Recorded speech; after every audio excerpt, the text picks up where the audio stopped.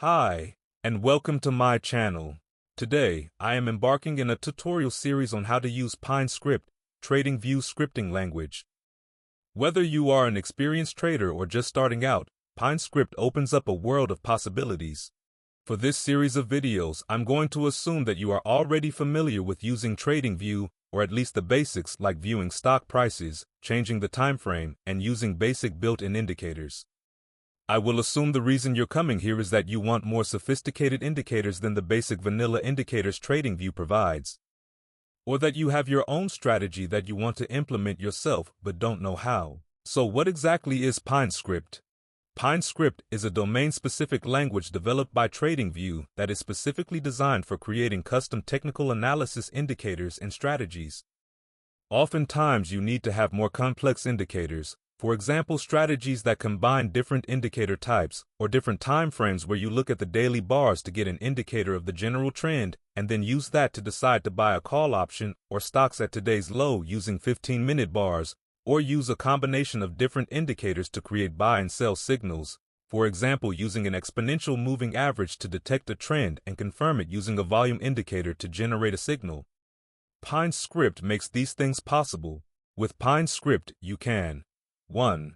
Create custom indicators. Combine multiple existing ones or invent entirely new metrics. 2.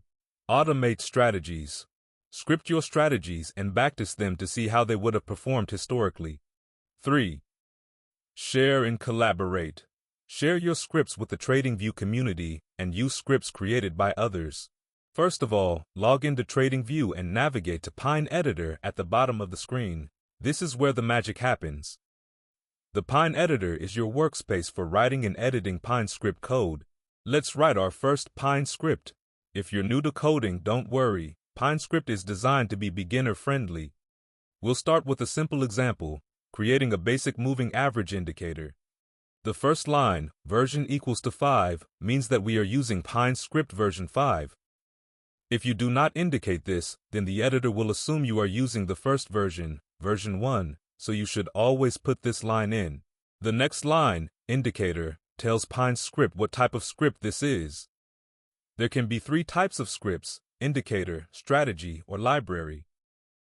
Overlay equals to true means that we will plot the indicator on the price chart itself. Without it, it will be plotted below the price chart.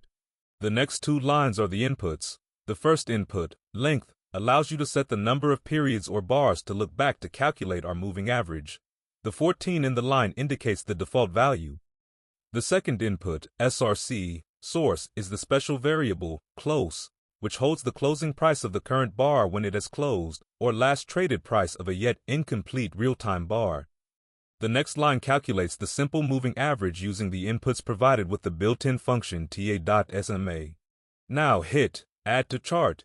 You should see your moving average indicator appear right on the price chart. You can change the value of the inputs to your script by clicking on this hexagon icon on the same line as the name of your indicator and changing it. For example, changing the number of bars to calculate the moving average from 14 to 7 to make it more sensitive. Or, instead of using the closing price, you could use the high price or the low price. From here, you can customize and build on this foundation, creating more complex indicators and strategies. For example, you can add in markers to indicate when the closing price closes above or below the moving average, what we call crossing.